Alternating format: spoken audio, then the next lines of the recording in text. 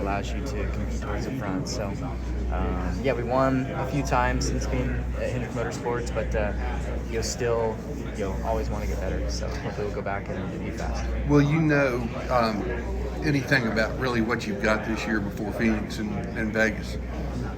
I don't think so, because Daytona is Daytona, Atlanta is Atlanta. Road course, we have a number of road courses on our schedule, so you'd like to go there and be competitive. But then, as far as like the bulk of our schedule, I don't think you know how you are until you get to run Phoenix and Vegas. So that's quite a while into the season. Where before, you get through Daytona and be like, all right, now we can go see kind of how we are. But now it's like you have to wait a whole month.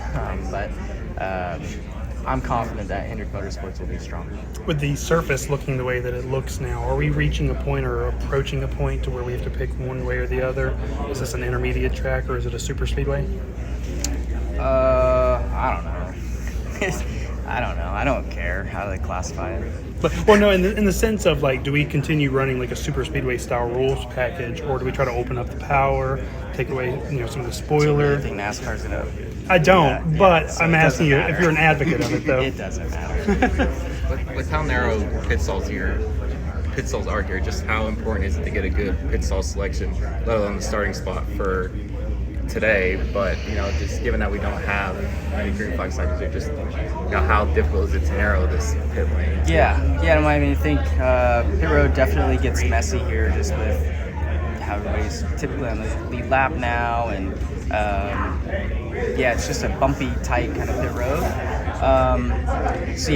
Pit stall selection matters, but there's never, unless you're like, I feel like pit stall number one, which even that, if you ever come around somebody, like, it's difficult. So there's never like an easy, in or out until somebody crashes. And hopefully whoever crashes, they're stall in front of you, behind you. So, you definitely want to have a better pit stall selection.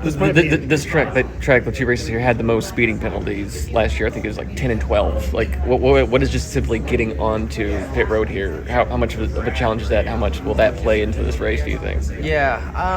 I don't know if those were like all green flag penalties or yellow, because it's different speeds in the corner. So I would assume some probably came in the corner, and there's just you're playing games, kind of not games, but you're just trying to optimize your lights, and it's such a long zone, and I think maybe calculating the math, the geometry, and all that, it can become a challenge sometimes, and us drivers are trying to push it. So, and then if you do ever get a green flag stop, you're trying to optimize, and it's easy to kind of step over. So it's fun though. I think there's lots of margin, good and bad, with that, which is fun.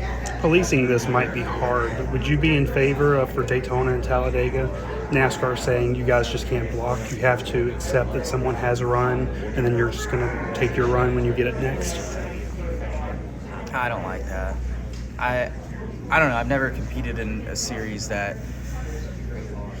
does that. Like you see, I guess IndyCar. I guess I have competed in one, but I don't know. We're racing, so I don't like that. IndyCar opens next week. Would you pay attention at all to St. Pete or anything, or do you pretty much not really think about that until late April?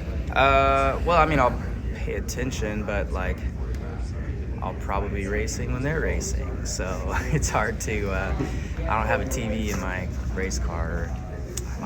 You do in your bus. It'll be before. Is it before? Yeah.